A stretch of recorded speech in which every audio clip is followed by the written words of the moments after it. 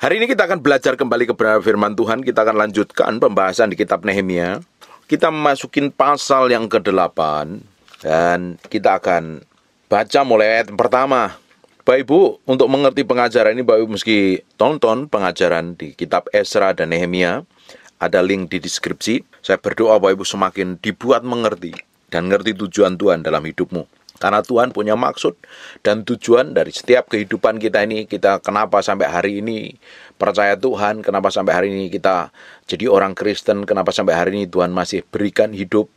Dan artinya Tuhan belum selesai dengan kehidupan kita sampai hari ini. Tuhan masih punya tujuan. Untuk mengerti tujuan Tuhan, kita mesti bergaul dengan Tuhan. Kita mesti memiliki hubungan keintiman dengan Tuhan. Karena Tuhan ciptakan kita punya maksud dan tujuan ilahi yang harus kita genapi sampai garis akhir. Hanya kalau kita ini berjalan di luar ketetapan Tuhan, kita nggak akan menggenapi destinasi Tuhan dalam kehidupan kita. Tapi kalau kita ini bergaul, membangun keintiman dengan Tuhan, bergantung sepenuhnya dengan Tuhan, kita akan mencapai destinasi dan menyelesaikan sampai garis akhir dalam kehidupan kita. Kita mulai di ayat yang pertama, pasal yang ke-8. Maka serentak berkumpullah seluruh rakyat di halaman di depan pintu gerbang air. Maka mereka meminta kepada Ezra ahli kitab itu supaya membawa kitab Taurat Musa, yakni kitab hukum yang diberikan Tuhan kepada Israel. Jadi setelah pembangunan reruntuhan tembok di Yerusalem selesai dan pembangunan pintu gerbang selesai, mereka berkumpul. Dan kalau Bapak Ibu selidikin terus dari kitab Ezra dan Nehemia, ini nyambung ceritanya. Ceritanya itu berurutan. Pertama kali yang disuruh pulang adalah Ezra bersama teman-temannya. Dengerin khotbah saya tentang kitab Ezra. Ada 5 seri pengajaran di kitab Ezra. Ezra balik ke Yerusalem untuk membangun bait suci. Nah, Ezra ini berada di pembuangan di Babel. Dia pulang bersama dengan Mordekai dan teman-temannya. Mereka pulang membangun bait suci. Nah, Tuhan tabiskan Ezra sebagai pemimpin, sebagai imam di bait Allah. Makanya di ayat yang pertama ngomong seperti ini. Mereka meminta kepada Ezra ahli kitab itu supaya ia membawa kitab Taurat Musa, yakni kitab hukum yang diberikan Tuhan kepada Israel. Sedangkan Nehemia di Babel menjadi juru minuman raja, tetapi waktu dia pulang ke Yerusalem diangkat menjadi bupati, menjadi pemimpin. Bapak Ibu, apapun latar belakangmu, apapun profesimu hari ini, yang apapun yang Tuhan percayakan dalam hidupmu hari ini, kalau engkau ini kenal Tuhan, engkau ngalami Tuhan, Tuhan bisa angkat, Tuhan bisa promosi, Tuhan bisa tinggi. Tuhan mau kita ini menggenapi rencananya. Kalau kita berjalan dalam ketetapannya, kalau kita bergaul dengan Tuhan, setiap hari kita bergantung dengan Tuhan, minta hidup kita dipimpin Tuhan, tambah hari Tuhan akan bawa pada pusat kehendaknya. Tuhan promosi, ketika Tuhan promosi, ketika Tuhan tinggikan, ketika Tuhan berikan tanggung jawab, artinya Tuhan mau kita ini menyelesaikan apa yang Tuhan tetapkan dalam kehidupan kita sampai garis akhir. Dari semua tanggung jawab yang Tuhan tetapkan dalam diri kita, Tuhan mau hidup kita menggenapi rencananya di muka bumi ini. Menjadi kepanjangan tangannya, menjadi penyambung lidah Allah. Ezra dipakai Tuhan menjadi kepanjangan tangan Tuhan. Nehemia dipakai Tuhan menjadi kepanjangan tangan Tuhan. Bapak Ibu pun juga sama. Tuhan mau hidupmu dipakai untuk menjadi kepanjangan tangan Tuhan. Di bagian apa? Engkau sendiri yang tahu. Makanya setiap orang Kristen itu punya tujuan hidup. Setiap orang Kristen punya tujuan Allah dalam dirinya. Bapak Ibu tidak akan ngerti tujuan Allah dalam dirimu sampai engkau ini bergaul dengan Tuhan. Menyelidikin kebenaran. Nehemia sebagai juru minum raja, dia menyelidikin kitab Taurat. Dia menyelidikin kitab para nabi. Dia belajar, dia bergantung sama Tuhan. Ezra pun juga sama loh. Dia menyelidikin kitab para nabi. Makanya disebut Ezra ahli kitab itu. Dia nyelidikin kebenaran firman Tuhan. Dia belajar tentang sejarah, tentang kehidupan bangsa Israel. Orang yang belajar firman, yang ngerti firman, makanya disebut ahli kitab. Ayat pertama, maka serentak berkumpullah seluruh rakyat di halaman depan pintu gerbang air. Mereka meminta kepada Esra ahli kitab itu. Mereka ngerti. Dan Tuhan ternyata percayakan. Nehemia juga dipercayakan Tuhan. Esra juga dipercayakan Tuhan. Ternyata dia bukan orang yang bodoh. Dia menyelidiki firman Tuhan. Hari ini pun juga sama Bapak Ibu. Kalau hidupmu selama ini hanya biasa-biasa saja, nggak ngerti apa-apa, hidup cenderung babak belur, ngadapin masalah nggak tahu cara nyelesainya seperti apa. Yang pertama dicari kalau ngadepin masalah pendetanya, minta konseling, minta didoain, minta doanya dititipin, minta ditumpangi tangan. Karena mengandalin manusia, bukan mencari Tuhan.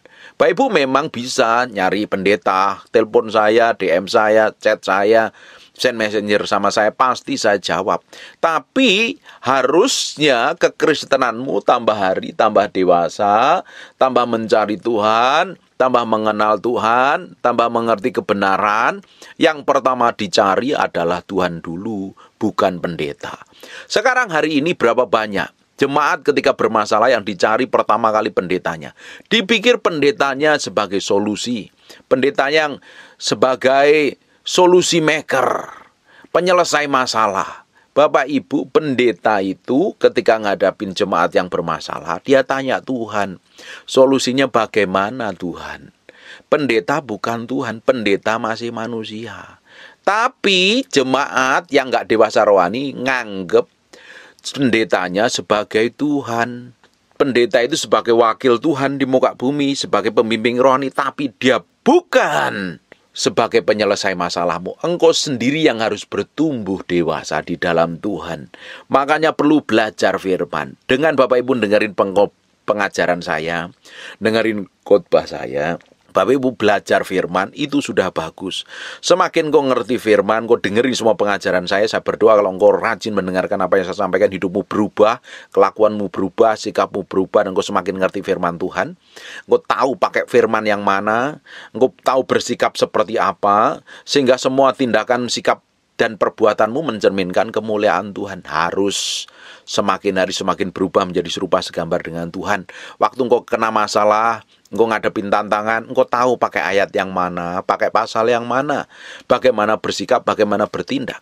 Tapi banyak orang Kristen hari ini yang tidak dewasa rohani, dia jerat-jerit sama pendetanya, minta ditumpangi tangan, minta doanya dititipin, minta dilayani, dikonselingi, dan lain sebagainya. Hari ini saya berdoa engkau menjadi dewasa di dalam Kristus. Waktu engkau menghadapi persoalan, masalah, himpitan, tekanan, atau apapun juga dalam hidupmu, yang pertama engkau cari adalah Tuhan. Makanya Esra dan Nehemia sebagai orang yang rajin menyelidiki kebenaran kitab para nabi, hukum Taurat Musa, dia hidup takut akan Allah, dia hidup melayani Tuhan, hati nuraninya murni. Makanya oleh orang-orang Israel disebutnya dia ahli kitab. Karena ngerti kebenaran, tidak heran dipakai Tuhan menjadi pemimpin, menjadi imam di bait Allah, dan menjadi bupati di Yerusalem. Harusnya hidup kita juga berbeda.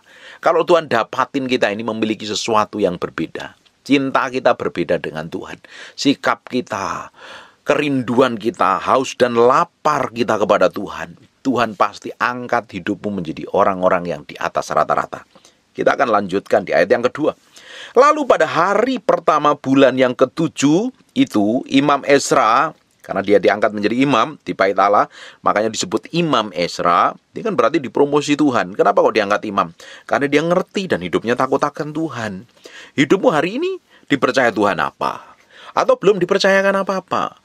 Kalau belum dipercayakan apa-apa dan belum melakukan apa-apa untuk Tuhan, masih ada kesempatan.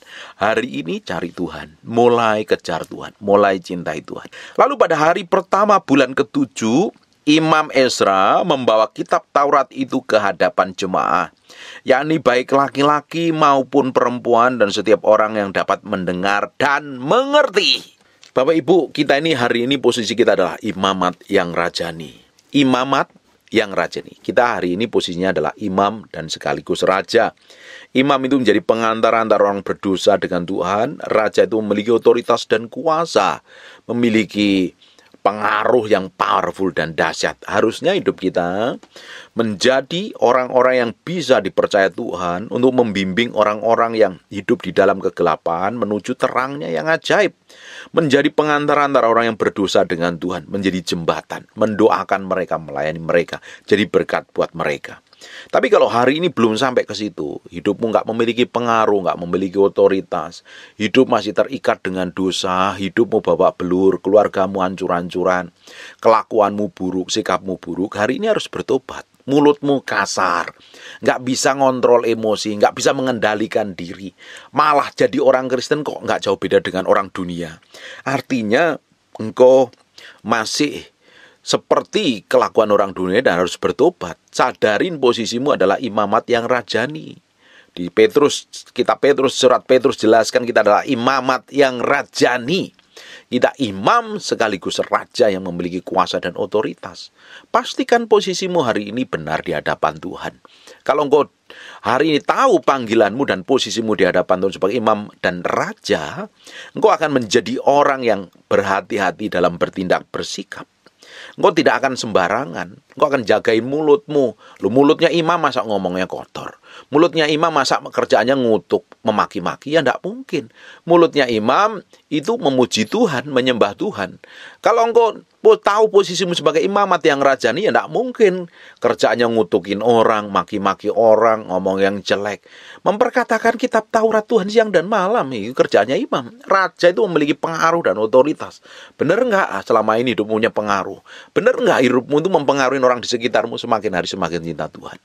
Kalau semakin hari hidupmu memiliki pengaruh buruk, orang kesel, orang jengkel, orang marah, artinya engkau perlu bertobat, sadar diri, dan ikut Tuhan. Tinggalkan dosa dan kehidupanmu yang lama dan kau mulai cari Tuhan sungguh-sungguh. Supaya hidup menjadi berkat. Ngajarin orang untuk ngerti kebenaran.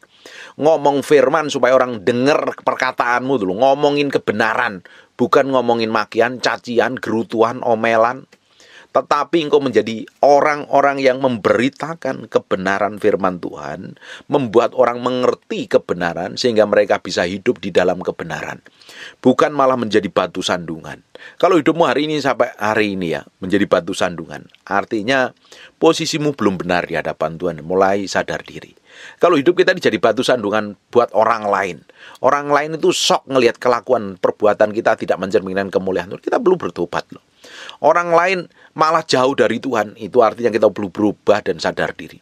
Kalau ada orang lain malah males dekat dengan kita karena perbuatan kita yang busuk dan jahat, artinya kita perlu bertobat.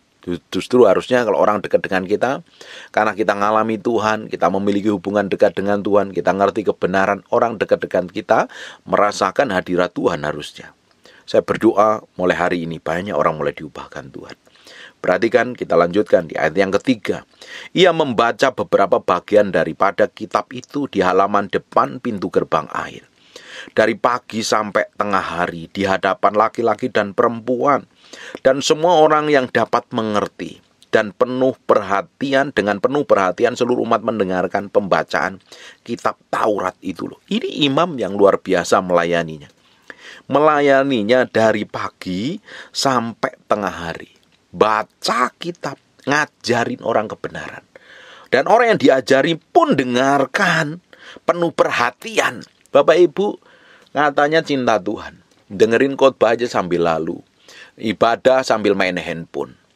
Katanya cinta Tuhan dan mengasihi Tuhan. Dengar khotbah aja udah pusing, udah ribut, udah gegeran 2 jam. Khotbahnya kok lama. Apalagi kalau yang khotbah saya, itu khotbah kok pendetanya keras sekali, ngomongnya kok ketus dan lain sebagainya. Bagaimana mungkin kamu hanya pingin cinta Tuhan di luaran saja, tapi nggak punya kegairahan, kegigihan. Ini Esra ngajar dari pagi sampai tengah hari. Dan yang mendengarkannya pun dengan sungguh-sungguh, dengan penuh perhatian, sampai ngerti kebenaran loh. Bapak Ibu, ini orang yang berbeda. Yang ngajar penuh ketulusan dan kemurnian, yang mendengarkan penuh haus dan lapar akan Tuhan. Kalau kita, terutama nih yang hamba Tuhan, Kita nggak sungguh melayani Tuhan. Kita melayani Tuhan karena pingin upah, pingin mendapat berkat, pingin dapat kekayaan. Perlu bertobat dan sadar. Kita itu melayani Tuhan, kita tahu yang gaji kita Tuhan. Nggak perlu kita ini ngemis-ngemis belas kasihan orang. Saya sudah ngomong dalam hal ini banyak sekali. Hamba Tuhan itu yang manggil Tuhan, yang gaji Tuhan. Kalau engkau benar-benar hamba Tuhan, ya diurusin hidupmu sama Tuhan. Tapi kalau engkau hamba Tuhan jadi-jadian, engkau perlu bertobat dan sadar diri.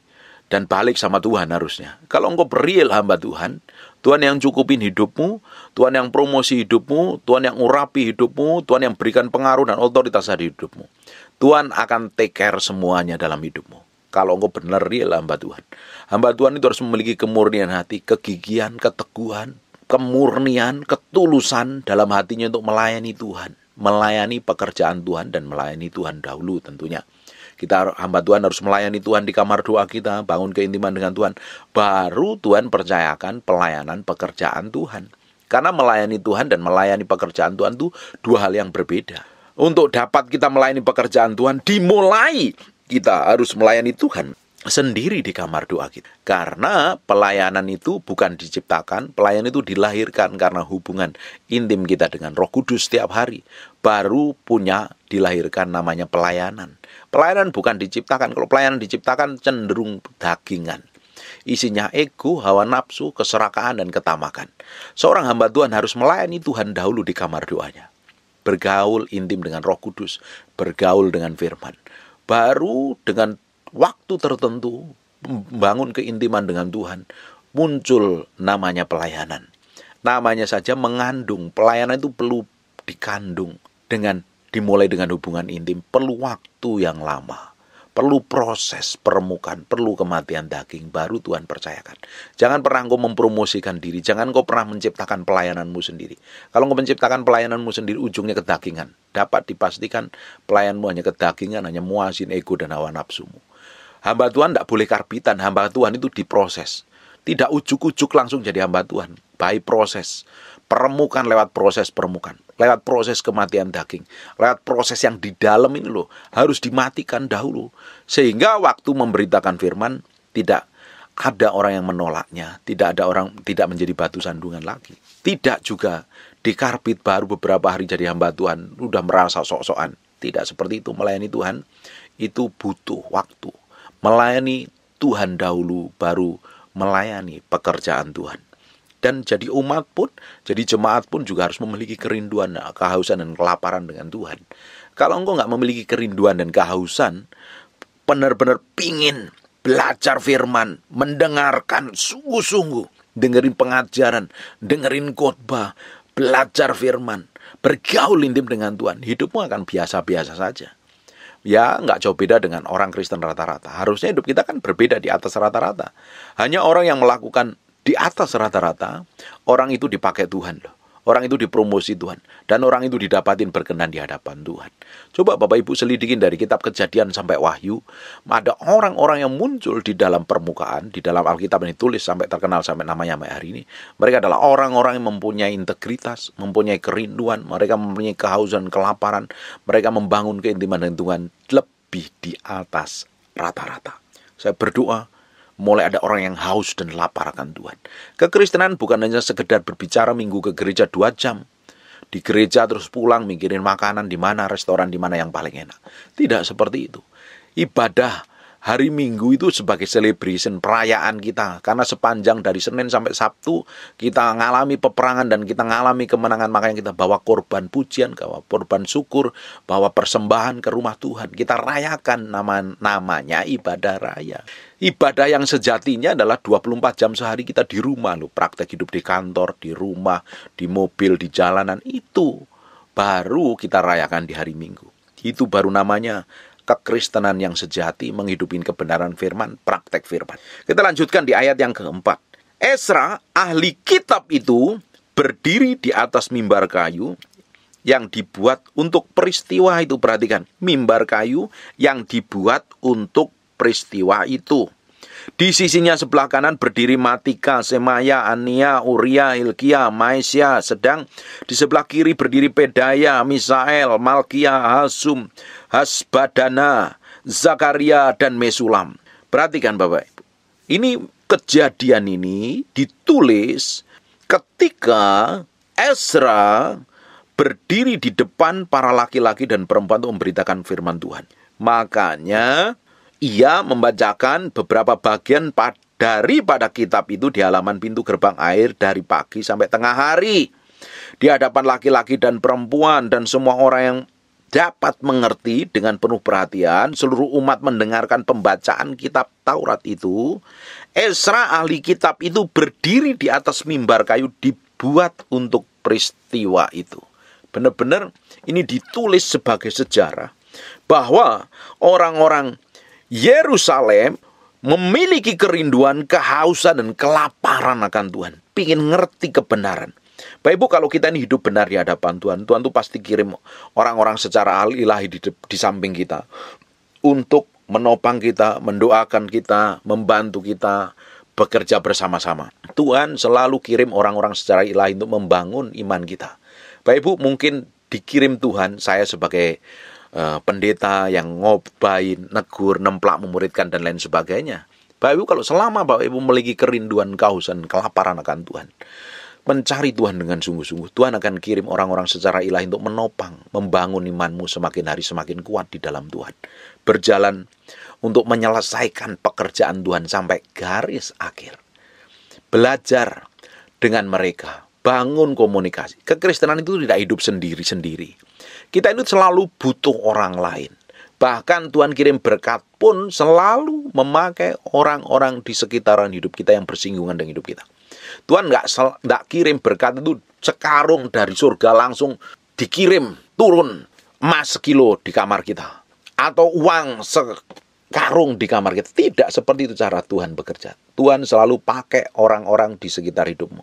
Makanya harus belajar membangun hubungan dengan orang lain. Karena ada orang-orang yang ditempatkan di sekitar hidupmu itu akan dipakai Tuhan mempromosi, buka jalan, memberkati dan lain sebagainya. Ezra pun juga didampingi dengan orang-orang yang di sekitarnya yang menopang dia. Nehemia juga didampingi orang-orang di sekitarnya yang menopang dia untuk pekerjaan pembangunan tembok-tembok Yerusalem. Kita selalu harus membangun hubungan dengan orang lain. Makanya jangan sampai kita ini dengan orang lain kerjaannya ngiri, kesel, jengkel, marah, ribut, gegeran. Justru kalau kita ini kerjaannya ribut, gegeran, dan berantem dengan orang lain, harusnya kita terima jatah ilahi yang harusnya kita terima. Justru karena sikap kita busuk dan jahat, bisa jatah itu yang harusnya diberikan kepada kita kepending. Karena kita tidak pernah tahu orang mana yang dipakai Tuhan. Kita nggak pernah tahu dan bisa memilih orang yang seperti apa yang akan dikirim Tuhan dalam kehidupan kita. Bisa saja orang yang nggak pernah kita anggap, orang yang sebenarnya kita nggak perhitungkan, justru orang-orang itu dipakai Tuhan. Makanya kita harus bersikap baik kepada semua orang. Karena kita nggak bisa milih orang yang mana yang dipakai memberkati, mempromosi, dan buka jalan dalam kehidupan kita.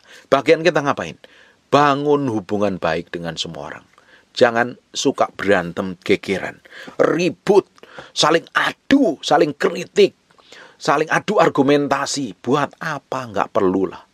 Kita saling berdebat itu nggak penting sekali. Ada orang yang suka berdebat. Kenapa orang yang suka berdebat? Karena merasa dirinya pintar, merasa penafsirannya paling benar dan merasa paling berkenan sendiri di seluruh jagat raya, merasa paling punya surga sendiri, makanya dia berdebat dan merasa harus menang. Kalau nggak menang dia merasa kalah. Nggak buat apa berdebat? Nggak ada gunanya. Itu bagian kita untuk ngelakuin firman Tuhan. Apalagi firman yang suka diperdebat. Firman nggak perlu diperdebatkan. Semakin kamu perdebatkan, semakin ribut dan gegeran. Karena merasa paling benar penafsirannya, paling hebat, paling pintar. Ketika firman kita lakukan, baru kita ngerti. Oh, ternyata begini toh. Kita cukup lakukan firman. Jangan suka ribut dan gegeran dengan orang lain. Bangun hubungan baik dengan semua orang. Kita lanjutkan di ayat yang ke-5. Ezra membuka kitab itu di depan mata semua umat, seluruh umat, karena ia berdiri lebih tinggi dari semua orang itu. Perhatikan, ia membuka kitab itu di depan mata seluruh umat, karena ia berdiri lebih tinggi dari semua orang. Pada waktu itu, ia membuka kitab itu, semua orang bangkit berdiri. Bapak Ibu, kalau engkau dipromosi Tuhan, artinya engkau berdiri di atas rata-rata orang lain. Ezra berdiri di atas rata-rata orang lain. Kenapa? Bapak Ibu mesti pelajarin Ezra ini seperti apa awal mulanya waktu di pembuangan. Bapak Ibu akan tahu. Mereka menyelidiki, Nehemia juga menyelidiki firman Tuhan. Dia belajar firman Tuhan. Ada lagi Mordekai di kitab Esther. Ini setelah kita belajar di kitab Nehemia, kita akan lanjut di kitab Esther. Di kitab Esther itu ada Mordekai yang hidupnya juga takut akan Tuhan. Ini termasuk orang-orang yang pulang dari pembuangan ke Yerusalem untuk membangun bait Allah. Bapak Ibu nanti baca di kitab Esther, ada ditulis namanya Mordekai. Kenapa orang-orang ini muncul ke permukaan di atas rata-rata? Karena mereka hidupnya takut akan Tuhan. Hidupnya berbeda, memiliki komitmen. Bapak Ibu baca kitab Daniel saja. Daniel itu berdoanya di atas rata-rata. Daud pun doa di atas rata-rata. Ada Sadrak, Mesak, dan Abednego. Mereka adalah orang-orang yang komitmen mencintai Tuhan, mengasihi Tuhan. Hari ini engkau benar-benar komitmen dengan Tuhan apa tidak? Atau engkau hanya lakukan kebiasaan jadi orang Kristen, ya mungkin saat teduh sejam 2 jam. Kalau engkau ingin berada di atas rata-rata orang dan dipakai Tuhan secara luar biasa, engkau harus lakukan lebih di atas rata-rata orang lain. Jam doamu harus di atas rata-rata orang lain. Sejak saya memutuskan sebagai hamba Tuhan, benar-benar ambil komitmen, saya responin panggilan saya sebagai hamba Tuhan. Sejak saat itu, saya mau jadi hamba Tuhan yang benar-benar bayar harga. Saya doa berjam-jam di kamar doa, saya sembah Tuhan. Saya belajar firman, saya komitmen untuk melayani Tuhan sepenuh hati saya. Saya lakukan yang terbaik seperti yang Tuhan mau dan Tuhan inginkan. Saya doa di atas rata-rata. Kalau engkau ingin dipakai Tuhan hidupmu, diurapi lebih di atas rata-rata. Pakai aku, diurapi di atas rata-rata orang sejamanku. Harusnya kan komitmen seperti itu. Kalau engkau jadi hamba Tuhan, urapi aku di atas orang-orang lain, di atas rata-rata. Berikan hikmat, pengertian, pewahyuan di atas rata-rata. Kalau kita mau benar-benar sungguh-sungguh ikut Tuhan, engkau harus lakukan hal yang berbeda di atas rata-rata orang. Nehemia, Ezra, ini orang yang di atas rata-rata. Tidak heran dia muncul, dipakai menjadi pemimpin yang memiliki pengaruh luar biasa sekali. Ini orang-orang yang luar biasa sekali dipakai Tuhan. Tidak heran hidupnya memberi dampak. Hari ini hidupmu seperti apa? Memberi dampak apa tidak?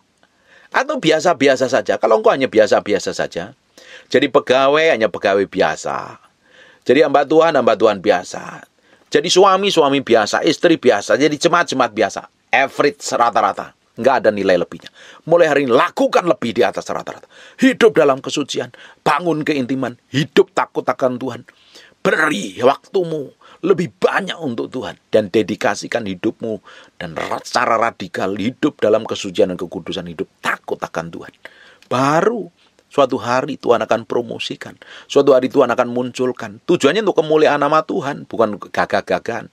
Supaya hidup itu memiliki pengaruh, mengerjakan sampai garis akhir. Mempermuliakan nama Tuhan. Harus memiliki dampak yang berbeda. Amin. Saya berdoa mulai hari ini ada orang-orang yang melakukan lebih di atas rata-rata, muncul di atas rata-rata. Dan mempengaruhi banyak orang. Juga menjadi berkat bagi banyak orang. Amin. Kita lanjutkan di ayat yang ke-6. Lalu Ezra memuji Tuhan Allah yang maha besar. Dan semua orang menyambut dengan amin. Sampai mengangkat tangan. Kemudian mereka berlutut dan sujud menyembah kepada Tuhan dengan muka sampai ke tanah. Juga Yesua, Bani Serebia, Yamin, Akub, Sebetai, Hodia, Maesea, Kelita, Azaria, Yosabat, Hanan, Pelaya, yang adalah orang-orang Lewi mengajarkan Taurat itu kepada orang itu sementara orang itu berdiri di tempatnya. Perhatikan Bapak Ibu, hidup kita, kalau kita ini bergaul dengan Tuhan, hidup kita akan memiliki pengaruh, membawa orang-orang itu semakin hari semakin dekat dengan Tuhan, semakin hari semakin mengasihi Tuhan, semakin hari semakin mencintai Tuhan. Tapi kalau hidupmu jahat, busuk, akan mempengaruhi orang-orang lain hidup di dalam kebejatan, hidup dalam kenajisan, hidup dalam kekotoran, hidup dalam dosa. Tapi kalau engkau mulai hari ini komitmen mencari Tuhan dan mengasihi Tuhan lebih dari apapun juga, hidup akan memiliki pengaruh membawa orang-orang itu semakin hari semakin mengasihi Tuhan, semakin hari semakin ngerti kebenaran, semakin hidup takut akan Tuhan. Harusnya orang yang dekat dengan hidupmu, orang itu akan menyembah Tuhan, mempermuliakan nama Tuhan, semakin hidupnya kudus, semakin dipakai Tuhan, keluarganya dipulihkan, bisnisnya semakin diberkati, kemanapun orang itu berada, memberkati banyak orang. Harusnya Hidup kita karena ada Tuhan yang manifestasi dalam diri kita. Allah pencipta langit dan bumi tinggal di dalam hatimu. Roh yang maha perkasa itu berdiam dalam dirimu. Harusnya engkau memiliki dampak, otoritas, dan kuasa. Kata-katamu penuh bobot dan kuasa. Hidupmu menjadi dampak bagi banyak orang. Dan nama Tuhan dipermuliakan atas seluruh hidupmu. Harusnya membawa orang lain semakin dekat dengan Tuhan. Tapi kalau hari ini mulutmu jahat, kelakuanmu busuk, sikapmu jelek, kerjaannya ribut, suka berantem, suka gegeran, jadi batu sandungan, suami istri kerjaannya perang, cakar-cakaran, saking gigit, saking saling telan, sama tetangga berantem, artinya engkau belum benar jadi berkat, masih jadi batu sandungan. Solusinya bagaimana? Ya engkau sadar diri dan bertobat. Ambil keputusan untuk mencintai Tuhan dan mengasihi Tuhan. Tanpa engkau lakukan itu, hidupmu akan tambah babak belur, tambah kacau, rusak, dan berantakan. Saya berdoa hari ini engkau benar-benar semakin hari semakin diubahkan Tuhan. Semakin ngerti kebenaran. Perhatikan ayat 8, bagian-bagian daripada kitab itu, yakni Taurat Allah, dibacakan dengan jelas, dengan diberi keterangan-terangan sehingga pembacaan dimengerti. Ini orang-orang ini, dia ngajar firman, ngajar kitab Taurat, dia tahu hidupnya jadi berkat, ngajar sampai orang itu ngerti kebenaran. Hidupmu juga harus jadi berkat bagi semua orang. Bapak Ibu, Tuhan panggil kita sebagai orang percaya, ini bukan hanya sekedar berhenti diselamatkan, tapi Tuhan mau pakai hidupmu jadi berkat. Tuhan pakai hidupmu menjadi kepanjangan tangan Tuhan. Dan orang harus merasakan Tuhan dalam hidupmu. Engkau bisa ngajar kebenaran kepada orang lain. Orang lain bisa melihat kemuliaan Tuhan yang manifestasi dalam kehidupanmu. Dan orang-orang itu akan ngerti bahwa Tuhan, Allah pencipta langit itu real manifestasi. Ada dan harus kita percaya dan harus kita sembah. Harusnya. Jangan berhenti puas sampai engkau diselamatkan saja dan tidak melakukan apa-apa. Kalau sampai hari ini Tuhan masih berikan nafas hidup, tidak kekurangan satu apapun, Tuhan belum selesai dengan hidupmu. Tuhan masih mau bekerja, Tuhan masih mau lakukan sesuatu yang ilahi dan dahsyat dalam kehidupanmu. Amin. Terus jadi berkat. Biar nama-nama Tuhan dipermuliakan, diagungkan, disanjung dan ditinggikan. Kita lanjut ayat yang ke-9. Lalu Nehemia, yakni kepala daerah itu. Nehemia diangkat sebagai kepala daerah itu. Promosi. Jadi dari juru minum raja dipromosi menjadi kepala daerah. Powerful nggak? Sebenarnya tidak ada pekerjaan itu yang hina. Tidak ada. Semua pekerjaan itu mulia. Tergantung orangnya. Mengerjakannya untuk siapa. Makanya Alkitab ngomong kerjakan segala sesuatu seperti mengerjakannya untuk Tuhan. Tuhan kan lihat kesetiaan kita. Prinsip kerajaan Allah, kita setia perkara kecil, Tuhan tambahkan perkara yang besar. Kalau kita setia sebagai apa saja yang dipercayakan Tuhan kita kerjakan dengan baik, suatu hari Tuhan akan promosi. Nehemia setia sebagai juru minum raja. Tiba-tiba dia dipercaya Tuhan. Dia belajar kebenaran firman Tuhan, selidikin kebenaran. Dia tahu, dia tangkap apa yang menjadi isi hati Tuhan. Tiba-tiba dia pulang ke Yerusalem, diangkat menjadi kepala daerah. Jadi bupati, powerful nggak? Ini promosi dan peninggian loh. Engkau hari ini bertahun-tahun udah kerja. Sudah 15 tahun, 20 tahun kerja di kantor. Enggak dipromosi, enggak. Ya tetap aja. Coba koreksi hatimu. Apa benar kamu ini melakukan lebih di atas rata-rata. Atau melakukan biasa saja layaknya sebagai pegawai biasa. Atau mungkin kamu bisnis dagang. Atau jadi hamba Tuhan. Atau jadi apapun lah profesimu. Bertahun-tahun enggak ngalami promosi dan peninggian. Coba dicek. Harusnya kamu melakukan hal lebih di atas rata-rata. Cari Tuhan, mulai kejar Tuhan. Bekerja dengan giat dan tanggung jawab. Lakukan lebih. 2 kali. Lebih. Di atas rata-rata. Pasti engkau akan dipromosi. Pasti Tuhan akan tinggikan. Harus mulai hari ini komitmen. Kejar Tuhan dan cari Tuhan. Lakukan yang terbaik untuk Tuhan. Lalu Nehemia, yakni kepala daerah itu. Dan Imam Ezra. Nehemia diangkat sebagai kepala daerah. Ezra dipakai imam. Ahli kitab itu, ini dua-duanya orang ahli kitab. Ngerti kebenaran. Ngerti firman Tuhan. Ngerti tujuan Tuhan. Makanya harusnya jadi orang Kristen itu pintar loh. Karena apa? Ngerti. Semua solusi kan ada di firman Tuhan. Apa yang kita harusnya nggak ngerti? Orang Tuhan bicara lewat kebenaran firman-Nya kok. Harusnya kalau kita ini sungguh-sungguh belajar firman, hidupmu dipromosi dan ditinggikan. Kau ngerti segala sesuatu harusnya. Menjadi orang yang pintar sekali loh. Lalu Nehemia yakni kepala daerah itu dan Imam Ezra ahli kitab itu dan orang-orang Lewi yang mengajar orang-orang itu berkata kepada mereka semuanya, hari ini adalah kudus bagi Tuhan Allahmu. Jangan kamu berduka cita dan menangis. Karena semua orang itu menangis ketika mendengar kalimat-kalimat Taurat itu. Bapak Ibu nanti baca seluruhnya. Mereka nangis, dia cinta Tuhan, mengasihi Tuhan luar biasa. Dan mereka mulai merayakan kemenangan. Merayakan bagaimana Tuhan mulai memulihkan bait suci dan memulai membangun pemulihan pintu gerbang dan tembok-tembok Yerusalem. Mereka bersyukur dan mereka ini orang yang takut akan Tuhan. Bapak Ibu, promosi dan peninggian itu datangnya dari Tuhan. Kalau kita setia dengan Tuhan, Tuhan pasti proteksi jagain hidupmu. Dan ujung dari hidupmu, Tuhan akan bawa, ngalami promosi dan peninggian, menikmatin semua janji Tuhan, menikmatin semua perkara-perkara ilahi. Engkau nggak perlu stres, nggak perlu khawatir, nggak perlu bingung. Karena Tuhan tetap bawa hidup kita untuk mengerjakan sesuatu yang ilahi dalam rencananya yang ajaib. Perhatikan, kita lihat di ayat yang ke-13. Pada hari yang kedua, kepala-kepala kaum, keluarga, seluruh bangsa, ya juga para imam dan orang-orang Lewi berkumpul pada Ezra, ahli hukum Taurat itu, untuk menelaah kalimat-kalimat Taurat itu. Ini berulang kali loh. Ezra disebut ahli hukum, ahli kitab, dan lain sebagainya.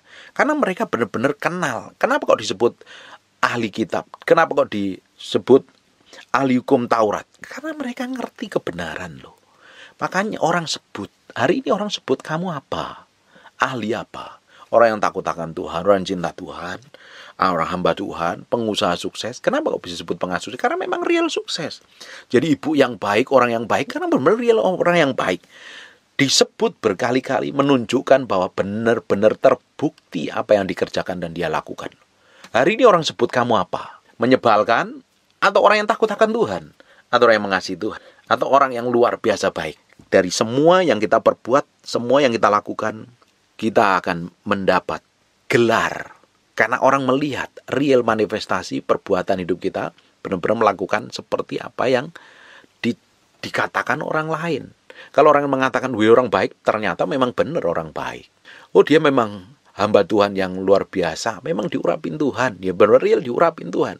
Kamu jadi bapak yang baik, setia dengan istrinya. Benar-benar karena memang setia. Kalau nggak disebut sebagai orang yang cerewet, ternyata memang cerewet dan bawel. Ezra, Nehemia disebut ahli kitab. Orang yang takut akan Tuhan. Karena mereka benar-benar ahli kitab, belajar firman Tuhan dan hidup takut akan Tuhan. Bapak Ibu, orang hari ini kenal kamu seperti apa? Atau kenal kamu orang yang menyebalkan atau menjengkelkan? Saya berdoa sih orang-orang yang kenal kamu dia orang yang takut akan Tuhan dan memiliki karakter ilahi dan hidupnya sesuai dengan kebenaran firman jadi berkat. Dikenal sebagai orang-orang yang takut akan Tuhan dan hidupnya benar-benar menjadi kepanjangan tangan Tuhan. Amin. Mereka terus akhirnya mereka belajar kebenaran, dia menyelidikin kitab-kitab Taurat ini orang-orang Yerusalem. Mereka akhirnya merayakan hari raya. Akhirnya mereka mengadakan pesta yang amat besar, merayakan kemenangan.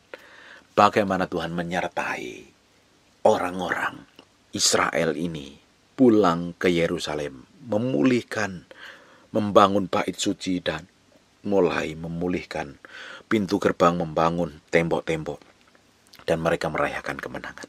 Nah, kalau engkau ingin ngerayain kemenangan, tidak ada kemenangan tanpa peperangan. Tidak ada kemenangan tanpa adanya peperangan. Sebenarnya hari ini yang kita lawan pertama kali adalah bukan setan, setan sudah dikalahkan 2000 tahun yang lalu. Tapi adalah dagingmu, keinginan dan hawa nafsumu. Belajar pikul salib, sangkal diri, ikut kebenaran, berjalan dalam kebenaran. Hidup akan mengalami breakthrough dan terobosan. Ujung hidupmu kalau jalan sama Tuhan, memang di awalnya tidak enak, tapi di ujungnya engkau akan menikmatin semua kebaikan dan kemurahan Tuhan. Semua hal yang ilahi yang Tuhan sediakan. Amin. Besok kita akan lanjutkan pembahasan Nehemia di pasal yang ke-13. Lalu kita selesai dan kita lanjutkan pembahasan kitab Ester. Saya berdoa hidupmu semakin diubahkan menjadi serupa segambar dengan Tuhan, dan nama Tuhan dipermuliakan atas hidupmu, dan orang menyebut engkau adalah orang-orang yang takut akan Tuhan dan yang dikasihi Tuhan. Amin. Tutup matamu, tutup Alkitabmu, kita berdoa. Bapak, terima kasih buat firman-Mu. Kami kembalikan segala pujian, hormat, pengagungan buat Raja kami yang maha mulia. Terima kasih ya Tuhan. Kami menyerahkan semuanya ke dalam tangan kuasa-Mu. Kami materaikan firman-Mu dengan darah anak domba Allah. Terpahat, terpatri dalam loh batin kami, firman menjadi kehidupan. Dan firman ini memberikan pengertian kepada kami untuk hidup kami benar dan menyenangkan hati Tuhan. Berkati setiap orang rajin mendengar firman yang hamba-Mu sampaikan. Berkati bisnis pekerjaan usaha mereka Tuhan bikin berhasil. Yang sedang bergumul Tuhan bikin breakthrough dan terobosan. Dan Tuhan benar-benar tambahkan hikmat pengertian. Semakin mengalami kemenangan hari demi hari.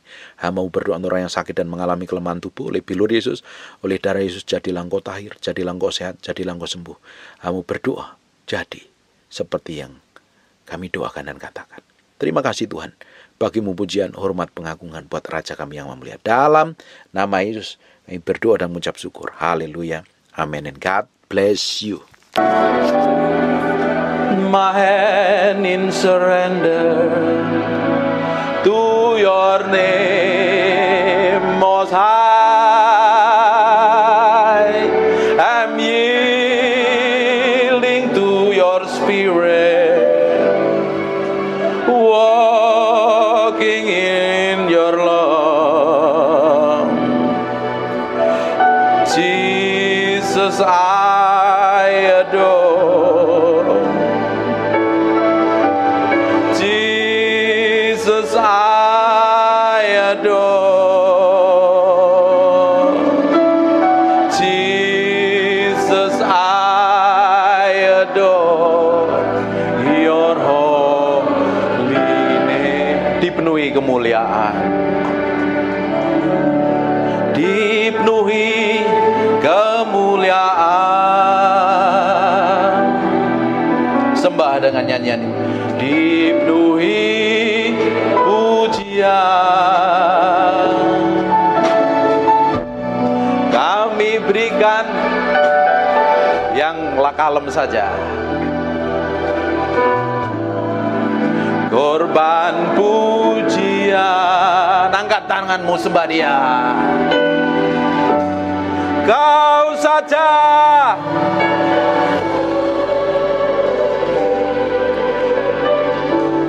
Kau saja yang layak, Kau layak terima glory. Yesus, Kau Tuhan.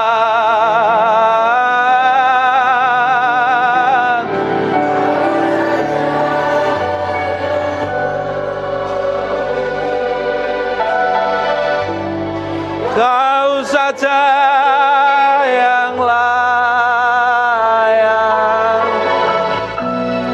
Kau layak terima glory. Hanya Tuhan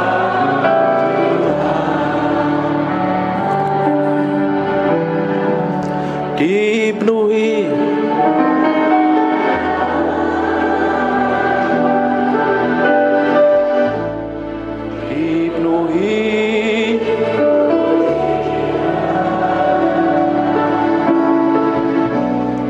Kami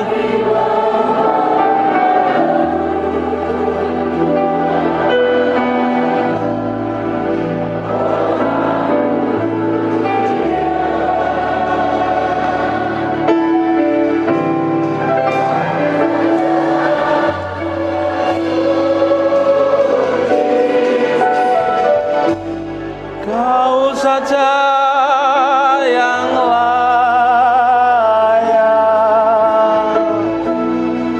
Kau layak terima glory.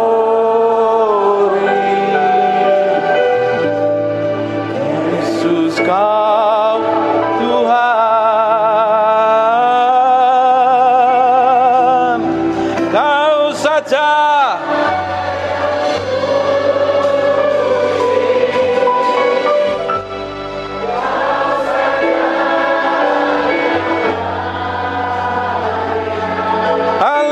Haleluya. Kau layak terima glory. Hanya Kau Tuhan. Tetap fokus sama Tuhan. Tetap main yang lemah. Roh Kudus, aku minta urapan itu sedang mengalir dari ujung ke ujung. Aku berdoa urapan itu sedang turun dalam ruangan ini. Mengkene mende peke nomo sandero nomo topo kura laba tepe mete. Imine mebe piene meke nomo to sandirine. Nikmati ada gelombang pengurapan itu sedang mengalir. Aku berdoa urapan itu sedang turun. Sekarang lebih kuat urapan itu. Pake nomo soko henara manteko nomo. Hinemente pepe pikiana rabahana maseko. Hipeko naralabatabak. Terus ada beberapa orang sedang dijamah Tuhan. Aku berdoa semakin kuat urapan itu turun. Now in Jesus name. Terus Roh Kudus, bagianmu sekarang. Bagianmu sekarang. Apakah nama sekonomo? Ikere BTP kiene mende beki nomoko sante konomo. Ine mende rebebe piana mabahana masya. Irala baka harabasha nama takara nama sekene mende beki. Terus semekona lama dabang. Terus kita akan nikmatin Tuhan. Kita nikmati hadiratnya.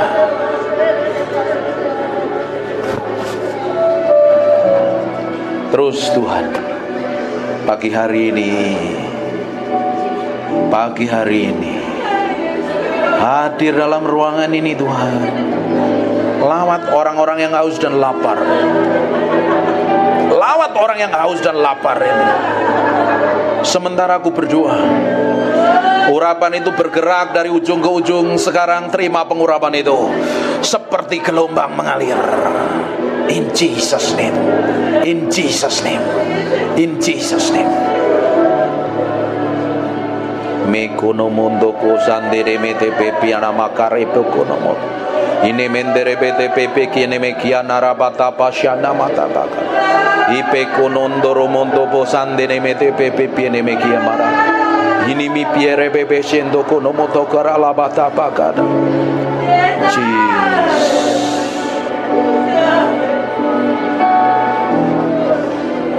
Terus Tuhan, buat sesuatu yang berbeda pagi hari ini. Kau lihat orang yang haus dan lapar ini Tuhan. Mereka akan dilawat Tuhan. Mereka akan dilawat Tuhan. Mereka yang sudah kering, angkat tanganmu yang udah kering, lama gak ngalami Tuhan. Minta sama Tuhan, minta sama Roh Kudus pagi hari menjamah hidupmu. Aku lepaskan urapan ini turun di antara umatmu. Ada kuasa Allah yang bergetar. Tiba-tiba ada beberapa orang dijamah Tuhan. Sampai engkau gak tahan. Urapan itu semakin kuat. Sekarang Jesus name. Jesus name. Terus ada orang-orang gak tahan. Kuat sekali urapan di ruangan ini. Sekarang jamah Tuhan. Jamah Tuhan. Terima pengurapan itu. Terima pengurapan itu.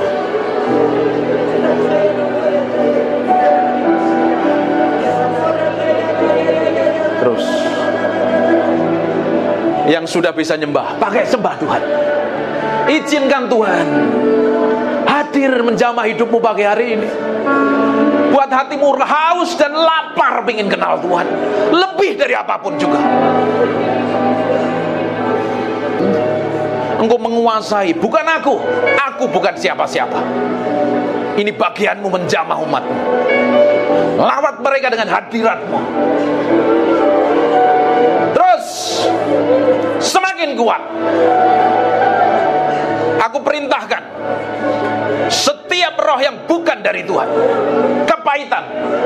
sakit hati, kecewa, aku perintahkan kau pergi dan tinggalkan dalam ruangan ini. Aku berdoa urapan itu semakin kuat Tuhan.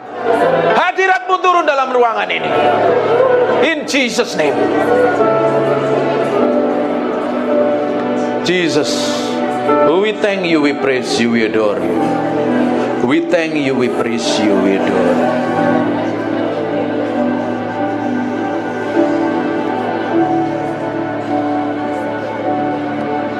We praise you, we adore you.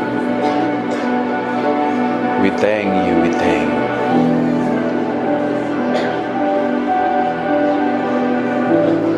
Aku berdoa, Engkau tetap tinggal dalam ruangan ini menjamah umat. Haleluya.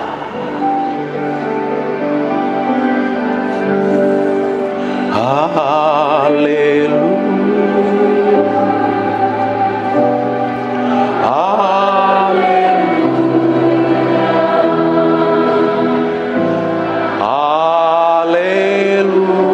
Angkat tanganmu, sembah Dia.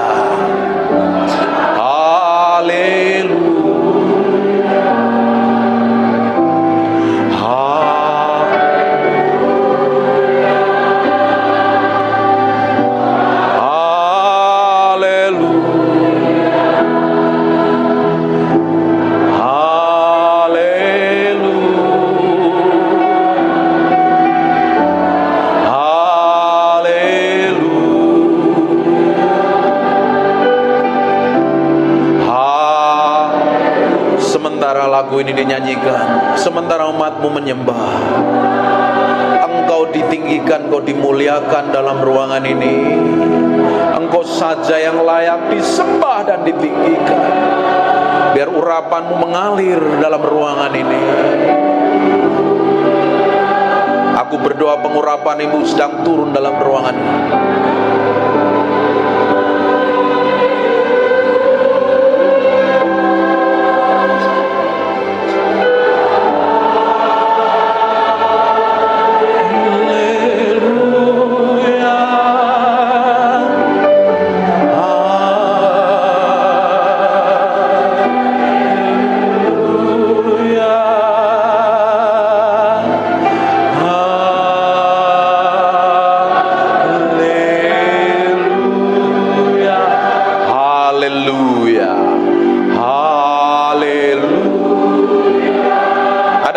Sakit, taruh tangan kananmu di bagian yang sakit. Saya mau berdoa.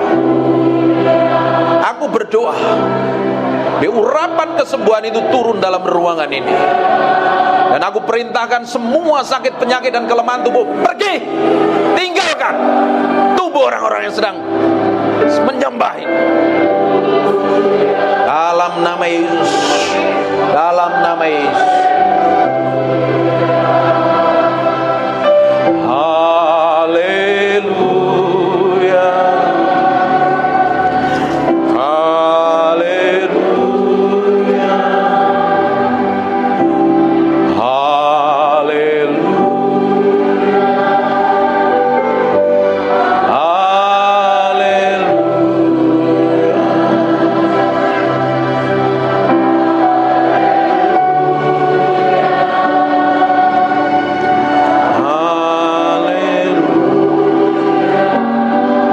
Dalam nama Yesus, aku berserah penuh kepadamu.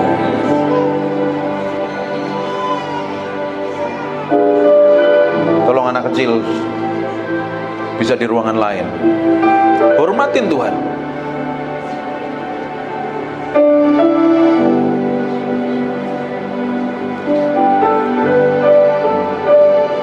Makasih Tuhan.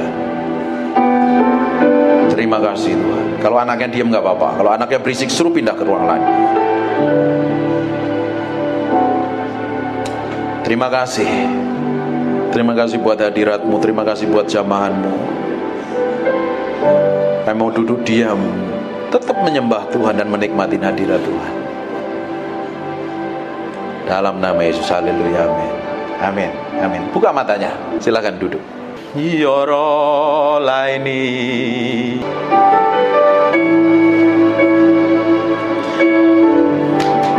I need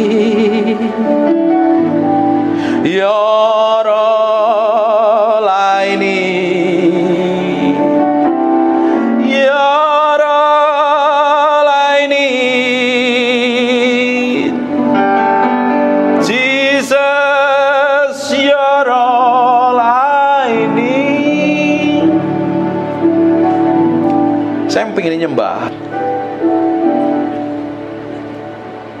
Jesus, I just want to thank you.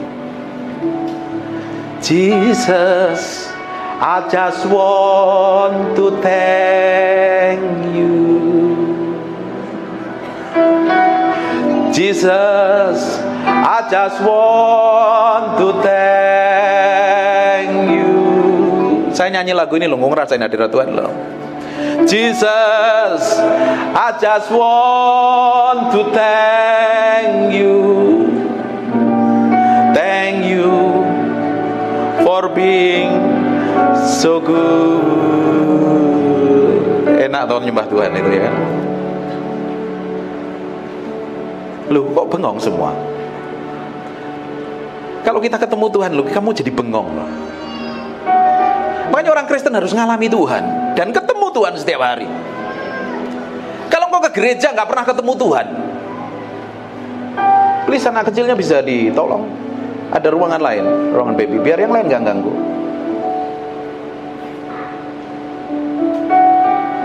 Kalau kita ngalami Tuhan, kita ketemu Tuhan, kita memiliki hubungan kedekatan dengan Tuhan. Hidupmu berbeda, kelakuanmu berbeda, sikapmu berbeda.